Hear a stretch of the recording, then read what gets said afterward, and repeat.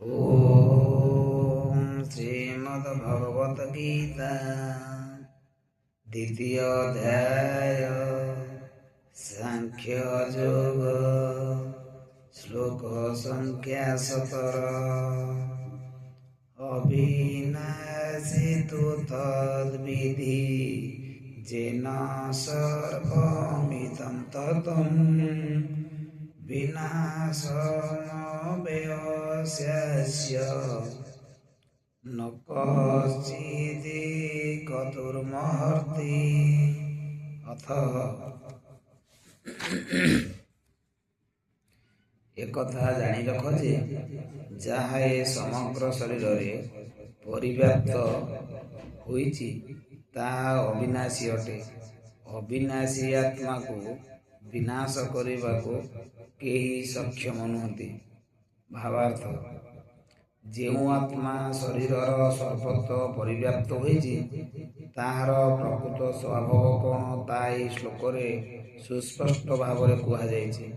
शरीरर सर्वत्र कौन परिव्याप्त होइछि यह जेकोसी लोक बुझिपारिब। यह हेउछि चेतना।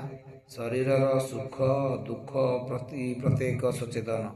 समग्र शरीर हेउ बा यार कौनसी अंग प्रत्यंग बा अंशर हेउ जदि किछि आनंद बा जंत्रणा अनुभूत हुए ताहा प्रत्येक जानिपारती।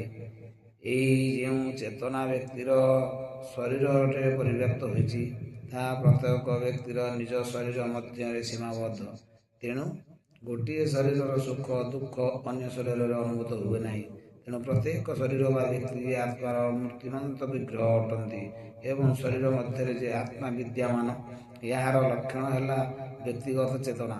आत्मार आकार प्रकार संबंध में यही कथार वर्णना कर केशर अग्रभाग 10,000 भाग कर एक भाग नेले जहाँ ही आत्मार आकार। आत्मा एते बड़ सूक्ष्म श्वेताश्वतर उपनिषद कथा स्वीकार कर बालाग्र शतभागस्य शताधा कल्पितस्य च भागो जीव सर्वज्ञ स जानयंत कल्पते। केशर अग्रभाग को शतधा अर्थात 100 भाग विभक्त करा प्रत्येक भाग को पुणी 100 भाग विभक्त करागले जाएगा ताही आत्मार आकार अटे। श्रीमद् भागवतम से कथा कहुच्छी केशाग्र शतभागस्य शतात्मक जीव सूक्ष्म स्वरूप एवं संख्यातीत ही चित्कण असंख्य चित्कण अच्छी से आकार होउछि केशाग्र 10,000 भाग एक भाग। तेणु प्रत्येक आत्मा एक चित्कण अटे। एक भौतिक अणुठार क्षुद्रतर अटे एवं ए प्रकार चित्कण संख्या अनंत अटे। यही अति सूक्ष्म चित्कण जड़ शरीर मौलिक तत्व अटे।